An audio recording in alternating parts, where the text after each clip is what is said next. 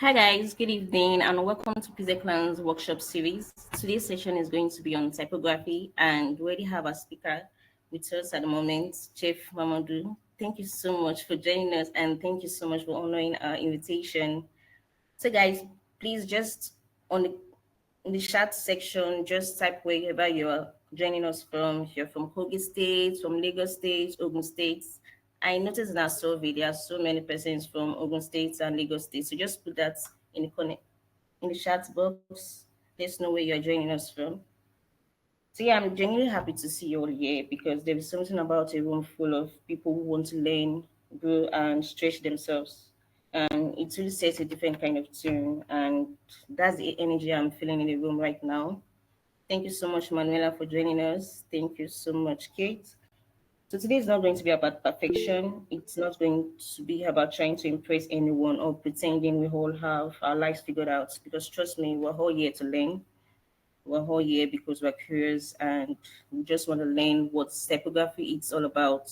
Because the truth is, typography can either make or break a design you get. So if something hits you while our speaker is talking, when he's teaching, please write it down. If something challenges you, sit with it. Don't run away from the call, please. If you're confused, please answer questions in the comment section or in the chat box. I love calling it comment section because I'm used to Twitter spaces and all. So yeah, if you're confused, please ask. Like I said, like this is your space, please use it. So before we get into the heart of the workshop, let me give you a quick I'm going to give you a quick snapshot of who Jeffrey is, but first of all, I'm going to invite our host, the community lead of PixelClan, and that's the person of Jeremiah Paulson, the man, the myth, the legend. Chief, you have the floor. Please go ahead. I don't know why no is calling me the man, the myth, the legend, though. But anyhow, good evening, guys. I am so psyched to be on this call like this evening, man. Like it's been a long time coming. We've been looking forward to this, and shout out to Jeff. Thank you so much for honoring our invitation. It's uh I'm just really excited to have you on the call and to learn from you too. So like happy to have you here. Guys, just like Nomi said, feel free if you have questions. I expect you have questions, right? Feel free to like put that down in the comments, sorry, in the chat box, right? Or would attend to all questions too. And also, while the session is on, especially for when our speaker is speaking, please let's try not to like interrupt him or like unmute ourselves or anything. We're here to learn. We're here to learn from him. So after his session, we're going to have a session for question and answer. All right. So thank you so much. Thank you so much, Jeff. So happy to have you on this call. I don't know if I've known Jeff for so long, but ever since I've known Jeff, I think our relationship has been one of value, right from when I was more of a procurement officer for this startup in the UK. That was when I met Jeff. I met Jeff through tens and units. I don't know if you guys know tens and units, but yeah.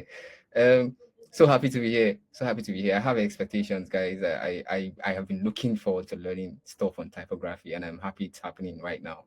So thank you so much for joining us, Jeff. Thank you for agreeing to do this with us. Thank you also, Nomi. Thank you, and thank you. Over to you, Nams. Thank you so much, Chief. Thank you. So I'm pretty sure we are all curious to know who Jeffrey is and why we invited him to give us a talk on the typography workshop. That's because Jeffrey is a multidisciplinary designer whose work has reached far beyond fonts and layouts. With over 5 years of experience shaping visual identities and type systems across fashion, culture, and tech, he approaches design as both a craft and a cultural responsibility. Deeply rooted in African storytelling, Jeff explores how design can express rhythm, heritage, and lived identity.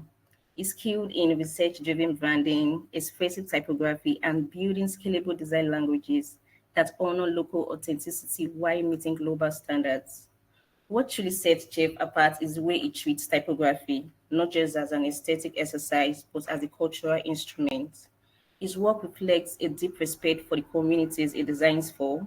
If you've come across his portfolio online, on Twitter, that's the X, on LinkedIn, you've likely seen Koyo, the typeface it created to give Edo culture a visual presence worthy of its history, not just in books or online, but in museums, exhibitions, monuments, and the everyday spaces where culture breathes.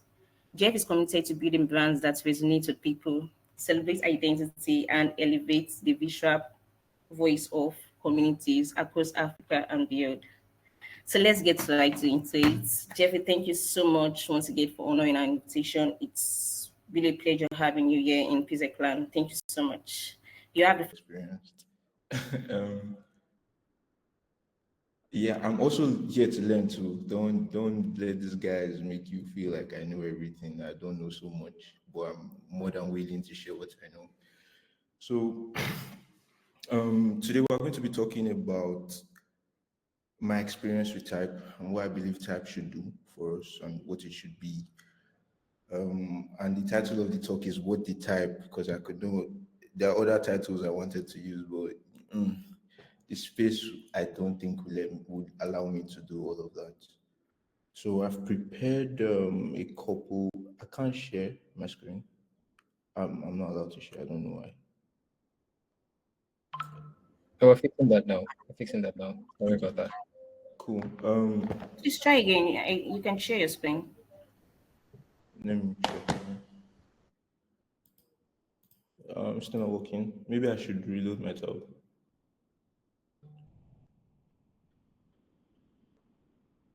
Okay, because you All have right. access from my end. Let me try to reload. Just give me a All sec. right, that's fine.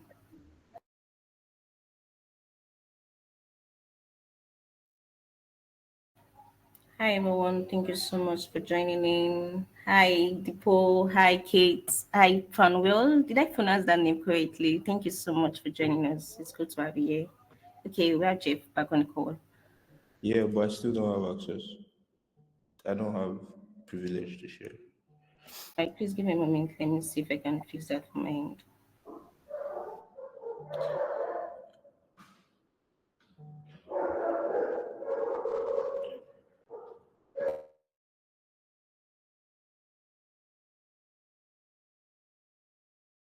Please try again. It's still not working.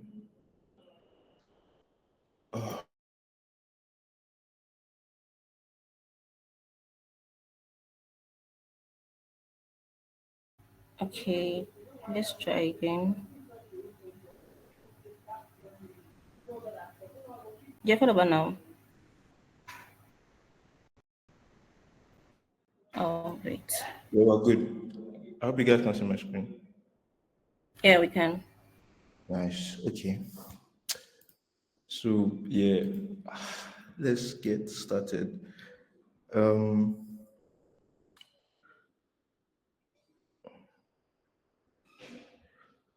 I was going to introduce myself, yeah, when I was creating this, but I don't think I need to do that anymore because PixelClan they've done a really, really, really good job. See what I had of myself, and they had like a whole thing. But just a overview of what they spoke about, right? I've worked in design across multiple places. I don't like to, when people ask me, what do you do? And I say I'm a designer, and then they go on to ask, what type of designer are you? It's usually really hard to differentiate because I've worked in brand, graphics, product, industrial design. I just like to be free flowing and I like to try my hands on multiple things, right? So over time, I've been able to express myself across all these different places, and I'll just show you like some of the stuff that I've done, right? Oh, give me a sec. Okay, yeah. So um, before we get into what I've done, right? The question is, why is type such an intricate part of my life? Why, how did I even get here in the first place?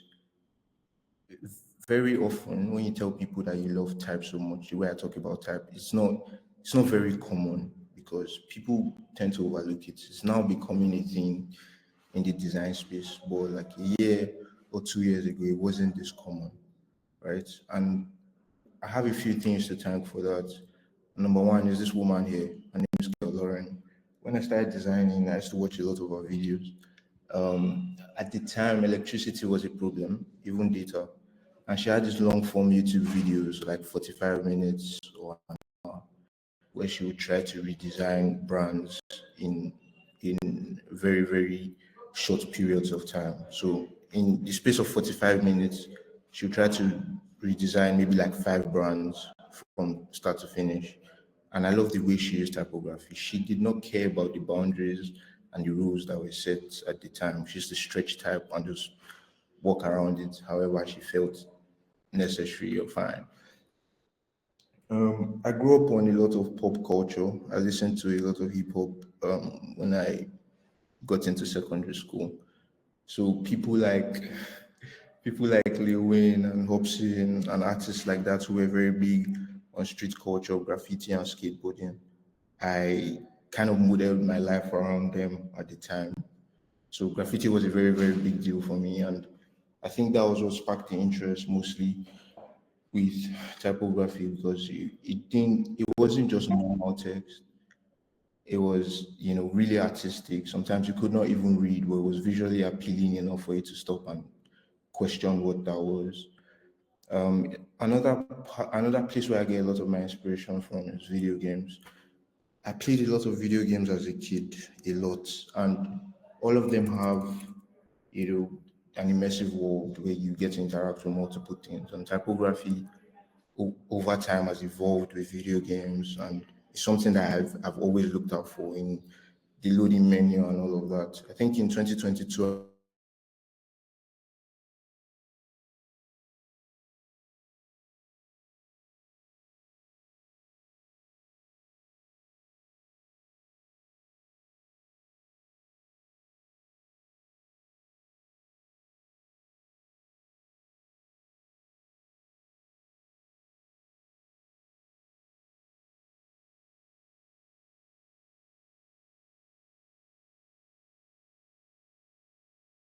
Yeah, I think he's having issues with his network. He just no, it's not just you, Messi. I think he's having issues with his network. Jeff, if you can hear me, please leave the call and join back. Okay.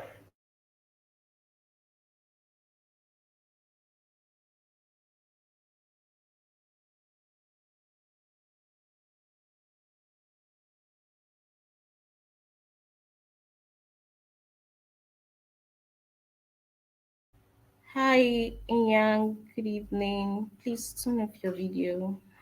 Thank you.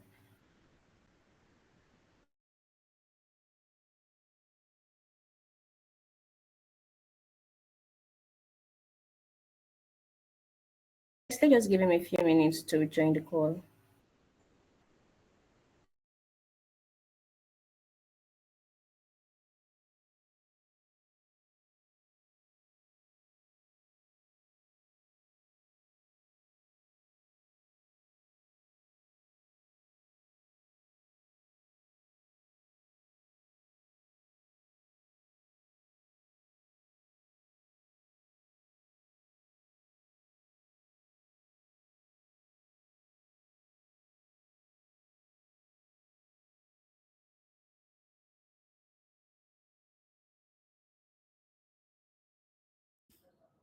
hi, can you guys hear me?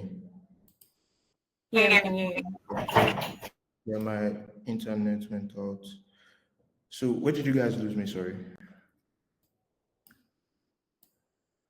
All right, you were talking about your experience in school loving typography. Okay. Let me quickly go over that again. So I spoke about how Kel Lauren at the time I used to watch all her videos to to learn. She had an interesting edge, right? Graffiti as well was very inspiring for me.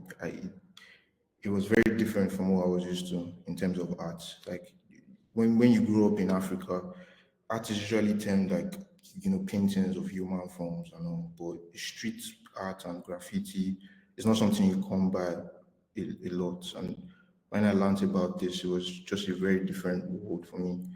And it tied into the things I liked at the time, hip hop music and the rappers that I followed, skate culture as well.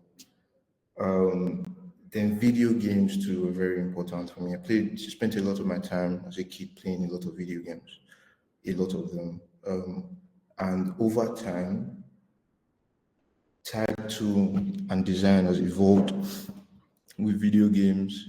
When we first started, it was bland, but now there are interesting typefaces in games. Like if you play the recent God of War and their use of type and branding is very beautiful. You don't just play to be a player, like you play with your designer as well. Yeah, so these are the major things that made me a type geek. And this is why I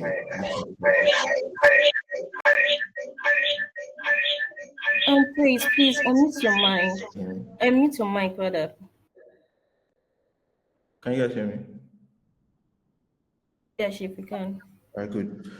Okay, so since then, since all these things were marinating, for me, what was I up to?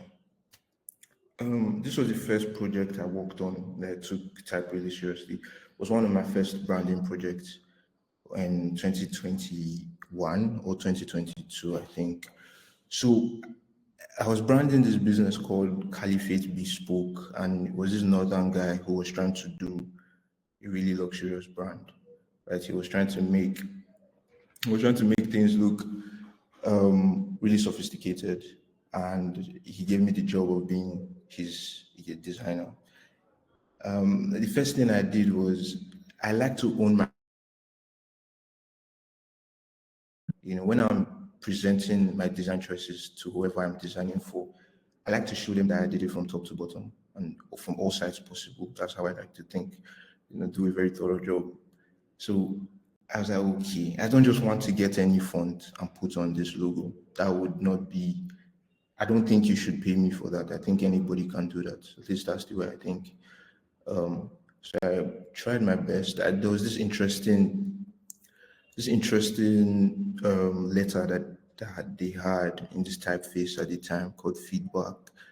So I just tried to, this was the original A. So I tried to change it up and change the A and make it look a bit more interesting. The original typeface wasn't this skewed, it wasn't slanted at all, it didn't have an italicized version. So I did this and then I gave it to him. He loved it, by the way. I've not kept up with them since that time. But the beautiful thing about this project was I posted it on Instagram at that time on my story, and I tagged Kel Lauren, and she replied. It's like I learned to skew text from you and all of that stuff. At the time, she was my favorite YouTuber. So it was really, really wholesome when she replied, and I was like, okay, great. I think I am on the right path here with whatever I'm doing. So I wasn't looking to be just a designer at the time. Like I said, my inspiration, some of them were from the art scene, especially with pop culture. So I was doing, I was doing graffiti as well. I was painting. I did this on my phone one time. It took me like 2 hours. I just whipped this up, and I felt a certain type of way that then I just wanted to talk about God with letters, with custom letters, and I did so. This was a job somebody gave me. They wanted like an interesting banner for a show, I think, called Boyfriend Yard. So I painted this in Photoshop at the time in 2021. I used to call myself Retro J that time because I was trying to start a fashion brand named Retro J, and it just was a whole thing for me. That was my brand at the time. So these were the things I was doing just a bit here and there before I started to take design really, really seriously and know that okay, type design can just easily translate into branding and all of that stuff. I found that edge and passion for branding. So since then, these are some of the things I worked on. This is Rumble Jumble. This is an interesting brand that has a unique proposition. They are trying to merge hospitality, clothing, and food all together into one brand. It was not easy to think of what to do for them and to find all the intersect between those different spaces that they're trying to function in. But we have something going. Though this project is not done yet, but I love where the type is at. And when I started with this, the typography was not like this at all. So I got a font from Google and I had to play with the letter forms to get what I really, really wanted.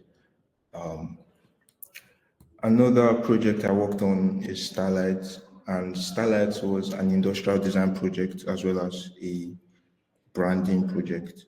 So on this project, I designed an interesting looking street light for communities that wanted to prioritize safety and all. This project, I worked on the branding and I didn't use any letters that already existed. So the entire logo here was created from scratch, and so just all custom type. So like I said, I like to own my process from back to front, and nobody can come and tell me that this is their type or this is their typeface. I need to license it and all. It's not necessary to do all the time. Don't get me wrong. There are sometimes you just have to use what already exists because it works so well. But there are other times I want to either make things harder for myself or I want to just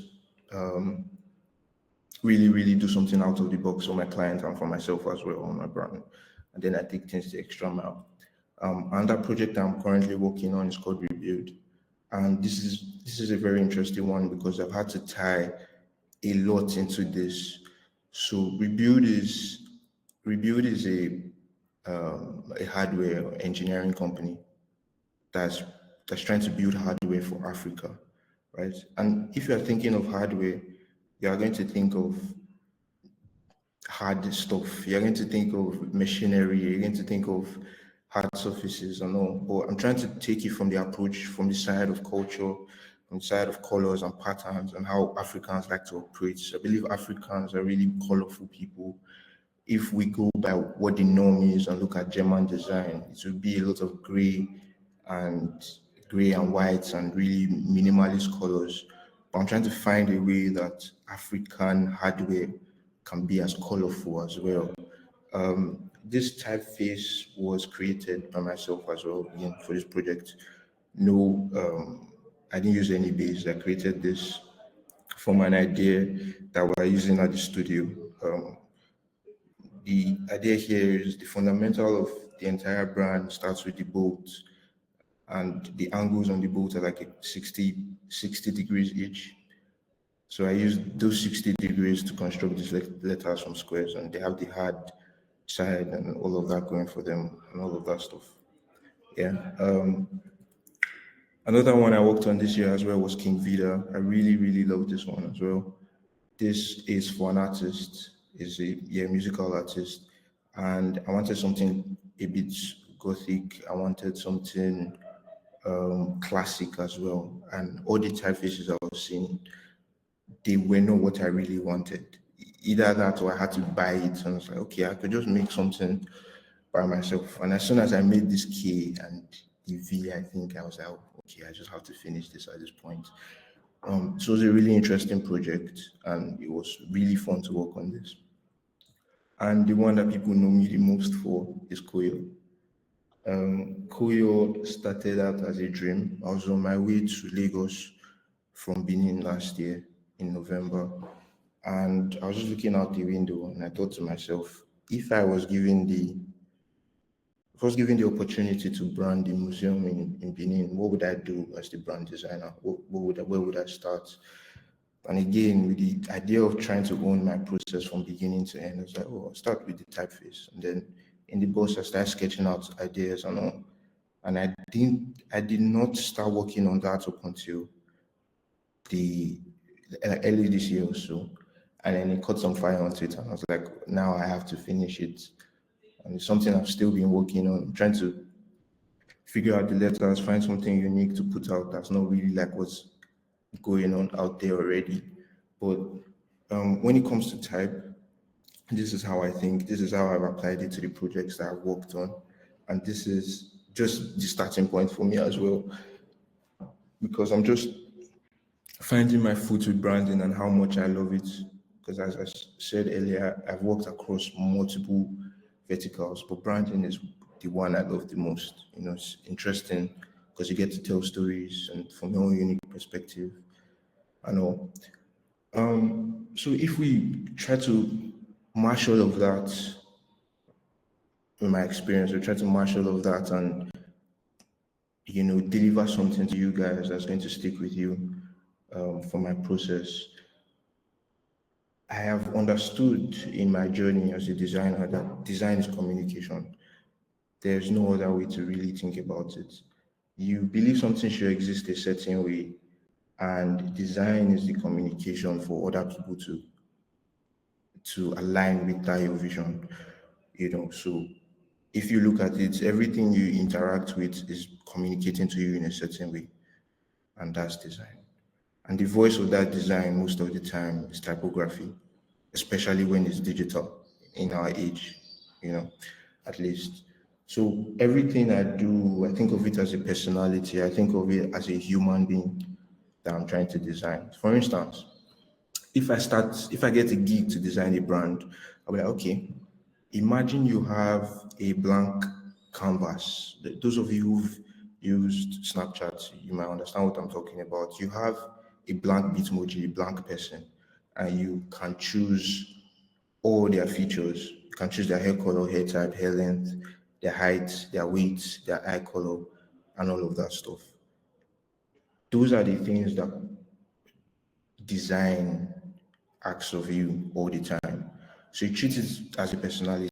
Like, what kind of voice do I want this to have? Is it soft? Is it hard? Is it friendly? All those things. And type is usually the voice every single time you try to communicate digitally. Or. So I have an example here. When it comes to poster designs and stuff, we have to take into consideration again the voice of what we're saying.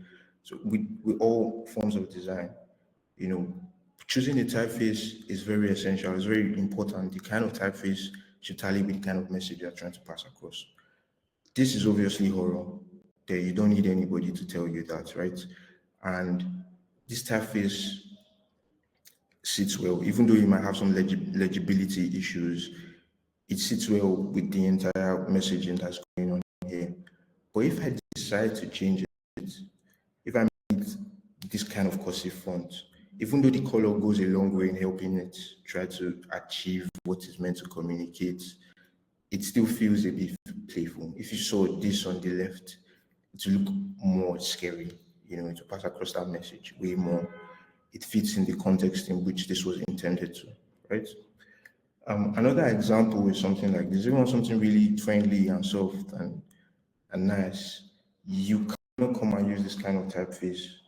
It doesn't, they are not meant to be in the same universe at all, right? It doesn't mean that this is a bad typeface subjectively. It just means that it's in the wrong place and be used the wrong way, you know. So picking the kind of typeface you want to use for that project is very, very important. A lot of the me, I get excited about projects when I have the perfect typeface. I usually start with the typeface. I'm like, once I get happy I found a typeface for this project, best believe that I'm going to be all in all the way. Most times I'm depressed until I find the perfect typeface. Most times. So with all of that said, I wasn't sure of the experience level of this group here. So I'm just going to run through like the fundamentals of type so I can leave you guys with something really functional and the basis of how all of this is meant to work. So every typeface or every letter has anatomy, just like every other thing. Again, if you think of it like a human being, it makes sense, right? So there's the anatomy of letters themselves, and there are different parts of letters that cuts across all typefaces, right? There's the X height, which is the height between the baseline and then the serif, the end of the serif. Then you have the overshoots for things like circular letter forms, because most times the base, if you align it exactly where the flat edges stop, it's going to look smaller, even though in reality or mathematically it is the same size. So things like that, the serif, and I'm guessing everybody knows here the difference between a serif and non-serif or sans serif typeface. So serif typefaces are older typefaces that came before, like the Bauhaus movement and Swiss design. You can identify those typefaces with these extensions. They're more classic. They are, more traditional in a sense. So they're mostly used to communicate things like luxury, class, prestige, those kinds of things. So this here is a serif typeface. If you see a typeface that doesn't have these things, then you can classify it into a sans serif. Sans means without serif. So you can see here that this is labeled as serif. Then if you add sans serif, it means without this extra extension, basically. And this does not have those extensions. It means that this is a sans serif typeface. So if you look at all these things and you study them, you know exactly what's going on when letters are combined together to make a typeface or to say something in a sentence or whatever. Then we can start to move on to the things that could really help you make the best use out of your typeface. So the first thing is tracking. Tracking just means the overall letter spacing in a whole word, sentence, or block. So this tracking here is obviously more than this. So in a software like Figma, this could be like 100% or pixels or whatever unit you're using. Personally, I like to track my headers really close to each other. Like this is 0. Sometimes if it's a typeface where I can go into the negatives, like -6% or 4%, it just depends. But the goal with tracking is not to do it too much, because if you do it too much for smaller blocks of text, it's going to look very illegible, right? One of my favorite designers said that while designing a typeface, the letter form is not created by the part you can see, it's created by the negative space within or outside of that letter, right? So the space is very important when it comes to typography, when it comes to text. You have to look at that as well, very well. And the next thing that most people confuse for tracking is kerning. So kerning is the spacing between letter pairs. So when you someone work well with each other with the default spacing that they come with. Now, a lot of type foundries and type designers, they do a very good job of kerning the type well for you before you get it, so you don't have to do anything. But this typeface I used here isn't kerned properly. If you notice, the apostrophe here is very close to yes, and this is how it came. I intentionally did not change it here so I can make that example. So there are letters that by default they are going to be hard to kern because of their anatomy. For instance, a very common pair is A and V. If you look at this, the bounding box within this A, right, is mathematically correct, and the V as well. But you can't leave it like this because the spacing is going to be off. So the type designer has to put some negative kerning here so that they look and feel like the other letters in that typeface or that typeset that has been created. Right? So very common pairs are AV, VA, TO, TA, WA as well, WE and LI, because of the way they interact with each other. You know, then leading is really important when it comes to readability, especially for long blocks of content. So leading is the distance between the baselines of the text you have. So the leading is the distance between this baseline, because there's an imaginary line that goes across this first line and the second line, just like you can see here. So most times, especially in product design, or just generally, in fact, they tell you like 120% most times. but sometimes it's not. It doesn't really work because different typefaces are designed in different ways, right? If you notice here, the ascenders and the descenders of this typeface are going to affect the leading between the lines, right? The ascender is this other half of the L that's extended. L's are not the same height as E, A, and yeah. There's an ascender on this D as well. There's an ascender on this H. Then for Y's and G's, we have descenders that go below the baseline, right? And the other ones, the ascenders go above the X heights. So when you are looking at leading, it's very important to get it right because you don't want the text to be too squishy. You don't want them to be touching each other per se. It depends on what you want. Sometimes I do it on purpose because it looks good for certain typefaces. Other times it looks really bad. So you have to really consider because the X height of the typeface you're using is also important and how that designer designed the typeface to be used, how they intended for it to be used and all. So another thing I would like to go over is I know that this is a very diverse group of people. So I want to speak about typography from different POVs. And I'm privileged enough to have worked in all of this and functioned across all of them. So, number one is brand design. When it comes to brand design, as a brand designer, I'm looking at type from a perspective of how unique it is because everybody wants to stand out. And if I'm designing a brand for anybody, the goal is to first stand out and obviously to be relatable and get all the good stuff going for them. So personality comes in here. You look for typefaces that have really unique features that can tie into that brand voice. You also want something that's scalable as well.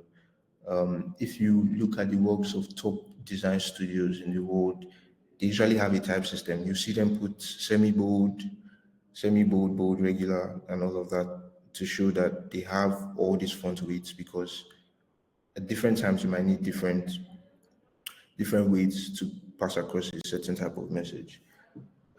Sometimes you might find display typefaces in just regular, which is fine. And Koyo right now that I'm designing is just in regular for now because I'm a one-man team. And when over time it becomes a bigger deal, then maybe we can start to look at other font weights. But it always starts in regular and that first size to validate the idea sometimes. But what you want to look out for is if you're creating a brand that's really diverse, your system has to be on point. If you want to lean into the only regular font weight, that's fine. But you make sure that your supporting font weight has enough to carry the primary typeface um, as well. So we're just going to look at some top stuff that people have done. So first of all, I would like to commend that a couple of Nigerian designers that are killing it in the type scene, and they inspire me every single day. Number one is Chisa. I don't know if you guys know Chisa, but if you're a big Twitter person, you should know Chisa. Number two is Shei Ogunsanya, and he's a very, very huge inspiration for me. One of my biggest, I think he's my favorite Nigerian designer, to be honest. He opened a lot of doors for me to see design the way he treated it for a very long time. And he's the designer, one of the designers of Downfall, the Downfall typeface. That's a display typeface. So as a brand designer, you want to be looking for typefaces like this. Have really, can you guys hear me? Yeah, we can hear you. So you want to look for typefaces that have really distinct features that are unique. And like, oh, I've not seen this before. Who is trying something different here? Same thing with these guys. You can see how much they've put into typography here. And these are really, really distinct features that they are trying to show. Even with rack here, you can see how the arrow is just these features that make it unique and make it very, very different from the normal thing. Wise is a very popular brand, and their branding was done by a UK-based agency called Ragged Edge. And what they try to achieve here as well is with this typeface, its distinction from other typefaces. You can see the N, the K, and sometimes it might feel like they are not necessarily in the same system, but their goal here was to create something really unique. And they leaned into using this E as the euro sign or the pound sign. So it's a system that they've built for Wise. And every time as a brand designer, you want to look and lean into that uniqueness standpoint and that personality standpoint. It's very, very, very important. Then if we take this to the other perspective, to graphic and marketing designers, for them, typography is mostly for quick communication, right? You want somebody to be able to see your poster and get it immediately. So you might see them leaning towards more artistic use of type that's really legible again. So simple typefaces here, you see that they are not as displayish as the other guys, as the brand designers. It's not a rule. It's just like some of the examples I have here, right? But these guys need to, if you're a graphic marketing designer, you want to prioritize legibility. You want, people are scrolling really quickly these days. You want your message to be seen, and understood really, really quickly. So you have to use type in that manner, right? And then lastly, for product designers, product design doesn't require so much when it comes to type. You don't have to be too artistic. It just depends on what you are building, because products are meant to be mostly more functional than artistic, right?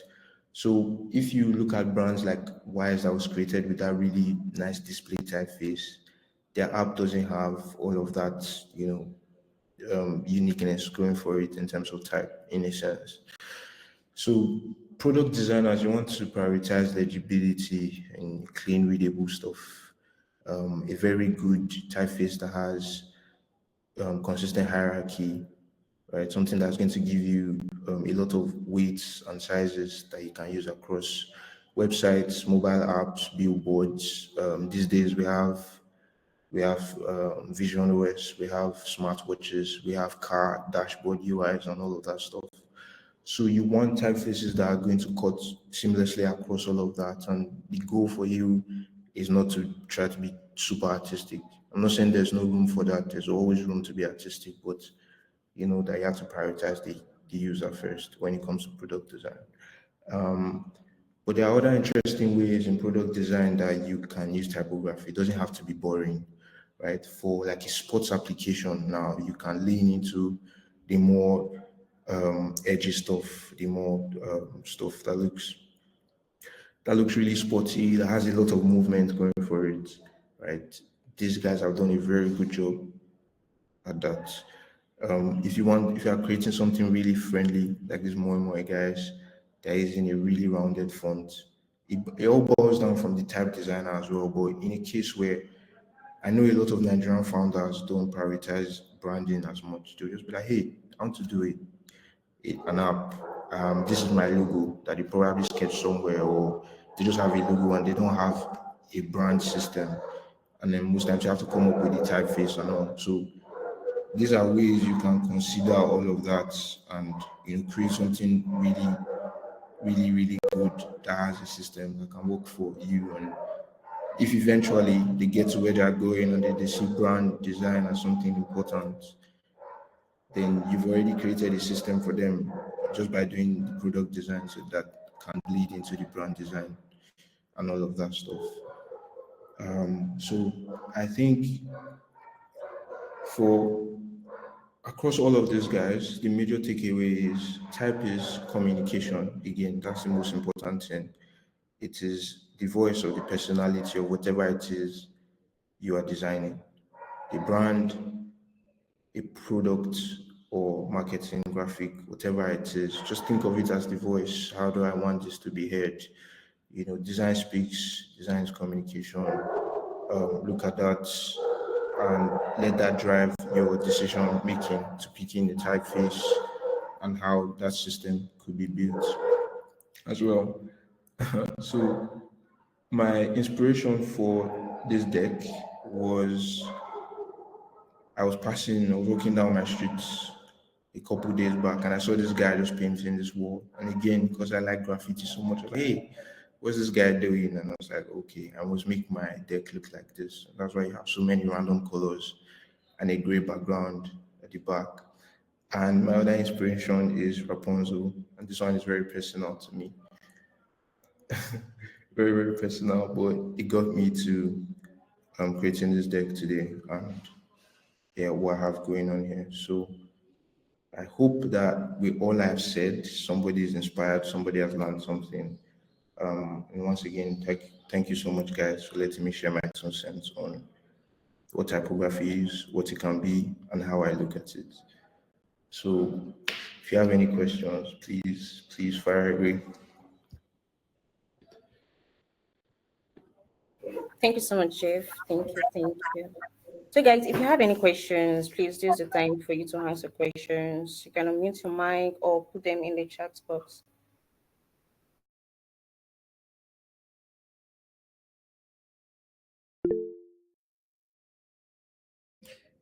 Hey guys, just to add, before we take the questions, I can see that this call is already timed. It's going to end in 8 minutes, and I also see that we have a new link for a backup call. So if you can move everyone, like let's just move in there and then ask the questions, right? I think that works, so it doesn't catch us unawares.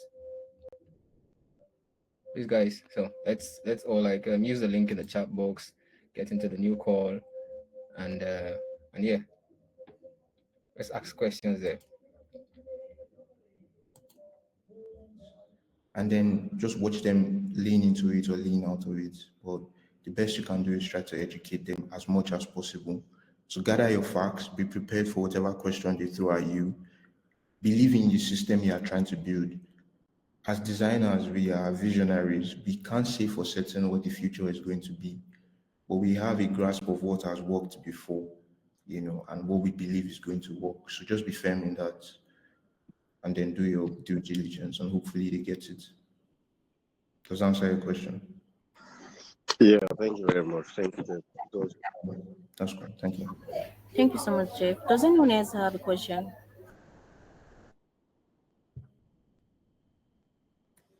Yeah, sorry, it's me again. It's not really a question. I just wanted clarity. I think this part of typography, it's like a custom font, a custom typeface. Yeah, I just want to get clarity on that. Sorry, what are you referring to? Okay, I've seen some of your work, the one you used for presentation. Yeah. I just want to confirm if it's also like a custom font. Okay. It depends. I think some of them are completely custom. Some of them are made from scratch. Some of them we can't call them a complete font because they are just a couple of letters.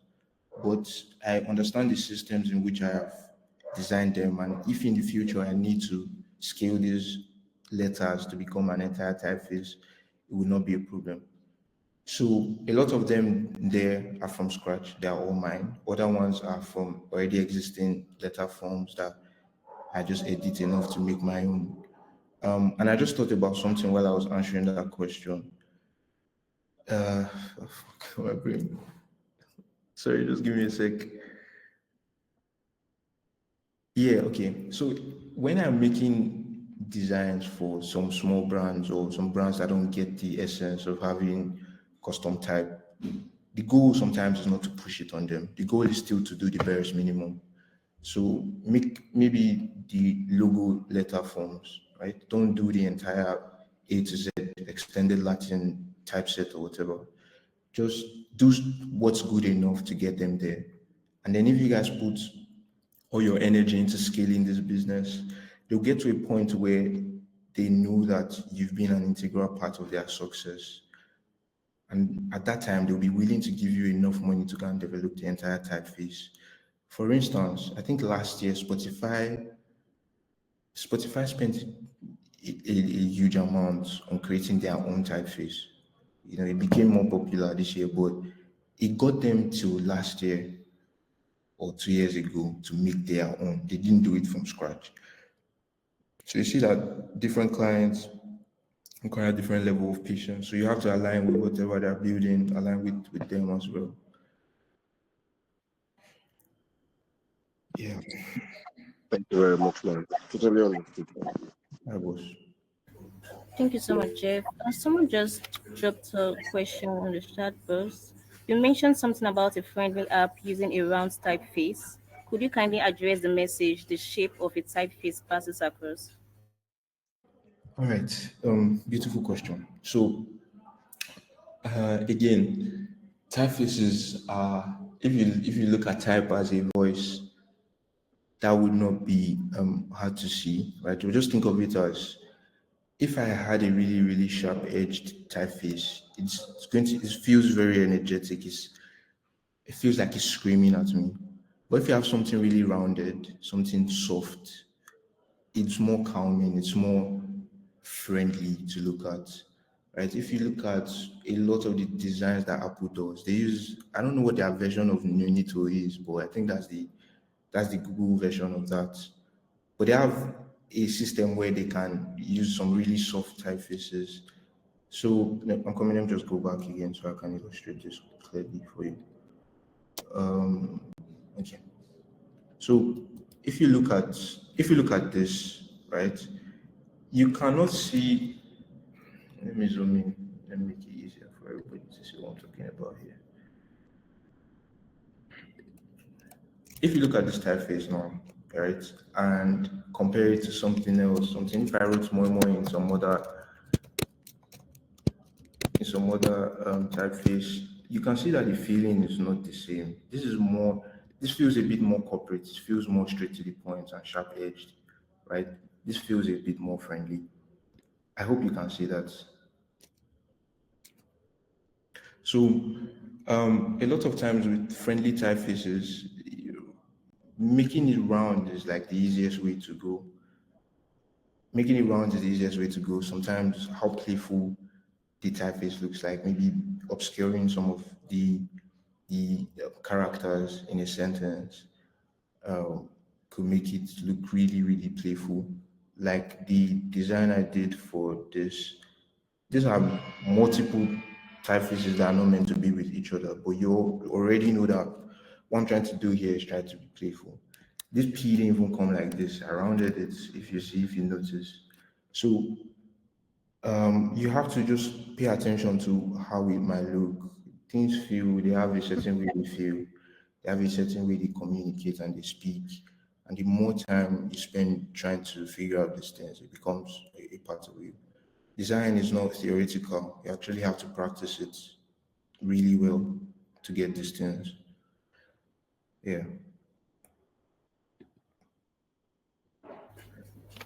Thank you so much. Lucy, you're clear now, right? Um, Francis Philip has a question. You can go ahead. All right. Good evening, everybody. My question comes from the perspective of branding. You did mention that it is usually very proper to own a brand, your presentation, or a brand in the sense that you create a custom text. Not necessary all the time, but that if you want to do a very decent job, especially the point where you said if one is making use of an already existing font, then it's something that anybody can do. So most times it makes more sense to create a custom or to alter a particular font. So my question is, since it's a brand identity system and peradventure your designing is just concerning maybe the name or the name of the brand itself, how would you link this particular stuff now to the general brand system in terms of the typography? Say you use a font now that is not common, maybe you custom something, and then you want to um, maybe put the brand in action. How what kind of font pairs would you like use that might not, that you would want to really tie to this brand, but since your custom text does not really or is not already existing? I don't know if you get the question I'm asking. Yeah, it's a beautiful question. So recently, while I was working on Rebuild, I had the same problem, and it's a very common problem if you want to start out with custom type, because you alter something enough to really like it, but then you've altered it too much to continue to use it across the brand because you don't have all the letters, you don't have a typeface, right? So in that scenario, what you can do is create the logo, let the logo still stand. Then you know that your supporting typeface, you're not going to alter that. Just make sure it is robust enough to cover what you need to cover. An example, I'll show you what for rebuild. Um, this is what I this is what I designed for them, right? There's a whole system with this stuff going on. But then if you look at the website, because I don't have all the letters of this, because we've not gotten to that stage yet to create all the letters for rebuild, then my supporting typeface is clean enough and accessible enough to continue along with the brand. And then I just make sure that other devices like illustrations or or logos or shapes I can use across consistently. So we have a pattern system. We have a pattern system. We have iconography.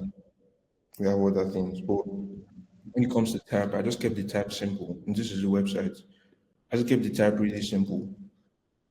And I can just build off of this. So you can see the pairing between what I made, and what already exists. So I can easily just use this and create like a whole system for them. And when we get to the stage where we can now sit down and develop an entire typeface, then we can just easily migrate. But for now, this is where we're at, and it works well. To answer your question.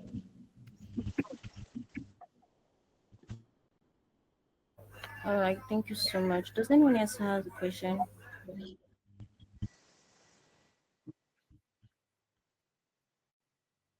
It's not really a question though. I just want to ask about like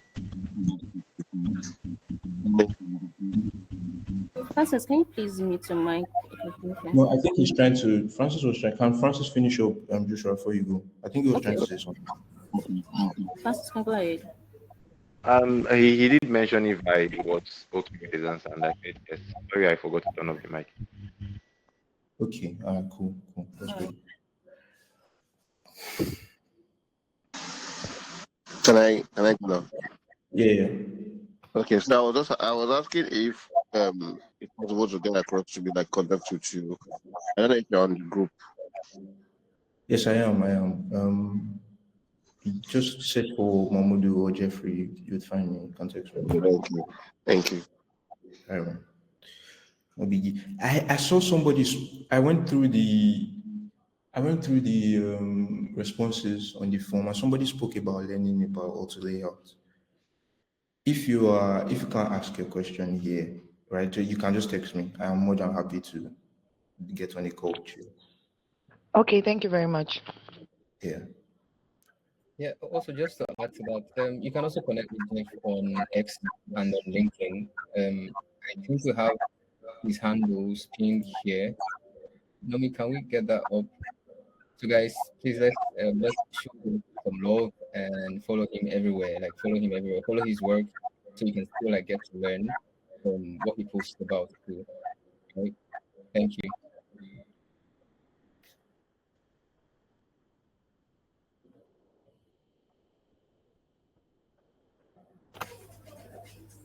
All right, thank you so much, everyone. Thank you, thank you. Yes, thank you so Hello. much once again.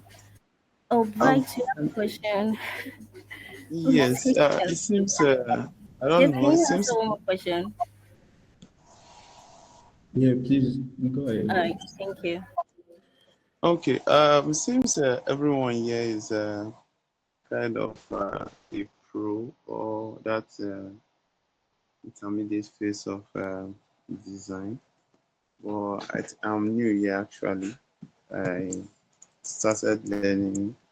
Most times I do use Canva, but from your presentation, it's more like you use Photoshop a lot. So I don't know if you can advise me on the path to follow to get to this stage that you want. Okay. The tool is not the most important thing, right? It's the idea. It's the idea. So the Canva can do amazing things, I hear, right? I used Canva one time. But for somebody like me, I like complete control over what I am doing. Even though it doesn't really matter in the grand scheme of things, it's what makes me happy. Like I can raise my shoulders in my head that okay, I did this from beginning, from a simple rectangle to the end. But that does not have to be you. That's just me. Now to get to where I'm at, or yeah, to get to where I am at right now, it is you being open and just indulging your what's it called, man? I'm forgetting with just indulging your curiosity, right? If you think that there's something else you should learn, spend time just learning it. No knowledge is wasted. When I first started design, I started with Illustrator. Photoshop was really, really hard. It took me a lot of time. I'm still not very comfortable with Photoshop, but I forced myself to learn it. When you are broke and you only have postal jobs coming in, you have to learn. And if you take pride in what you put out, you learn to put something good out and you will sit down to learn that, right? So just if you see people using Photoshop and you think it's really good, try to learn Photoshop. Just put some time into it. Same way I started type design. I saw people using glyphs and I went to download glyphs and I'm doing a whole typeface. It's just the way it is, man. Just indulge in your curiosity and don't be scared to fail at all. Thank you so much. Bro. Thank you so much, Jeff. Thank you so much, everyone, for showing up tonight. That was really an insightful session. I learned quite a great deal myself. Thank you so much once again, Jeffrey. Kelvin Moore, you know what? Just follow Jeffrey's socials. It's currently pinned in the chat box, so you can always like ask questions. You can always send him a message and ask questions. We don't want to take much of his time. We're supposed to be here for just 30 minutes, and we're already on this call for more than that. So we really need to time. Somebody had a question. Can take that one last one. Okay, okay. You can go ahead. Thank you so much, Jeff. Maybe.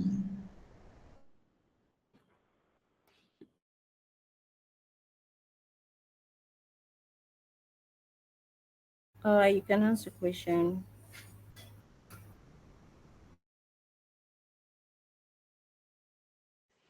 I'm sorry, since it's taking time to ask the question, I just want to inquire something. Somebody mentioned about a group.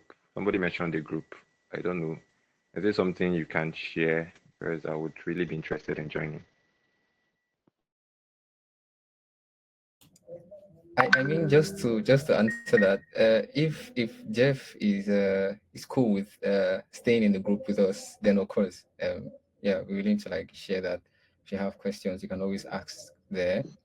So Jeff, you let us know if you're willing to have okay. All right. Noms, please, if you can send the link to the group here, so everyone who is not on the group can join. If you have questions, of course, you can ask in the group. And Kelvin, you had your hand up before. If you can hear me, you are free to ask your question now. Please go ahead and unmute yourself, unmute your mic and ask your question. Kelvin Mob. Good evening. Good evening.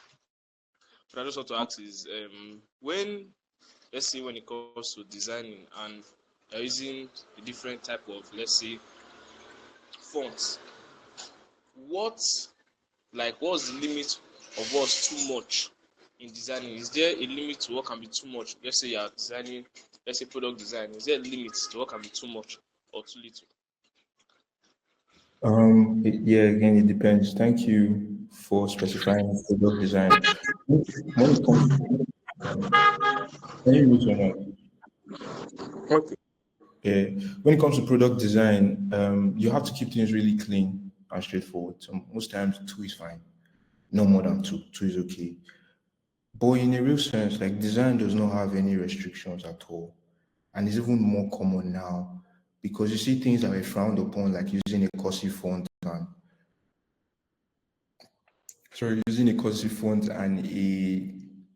and a serif font is kind of like a problem, but people don't care about that now, especially on Instagram Reels. And you see all those big, bold, red, cursive, and normal. It's becoming normal. We are all subject to the context in which we exist. If something becomes a trend, it just becomes a trend, becomes accepted. It does not mean you should always follow trends, but what that means is you should not be bound by so many rules. Just think for yourself what works. So in terms of graphics design and brand design, you can go up to two or three, right? Two or three fonts, that's okay. Me, I like to keep it to two at most. Other times I just use one because I like to let the typeface do its thing and just shine. But if you must use multiple typefaces for product design, I'd suggest you keep it to two. That's fine. Thank you very much. All right, bro. Thanks, guys.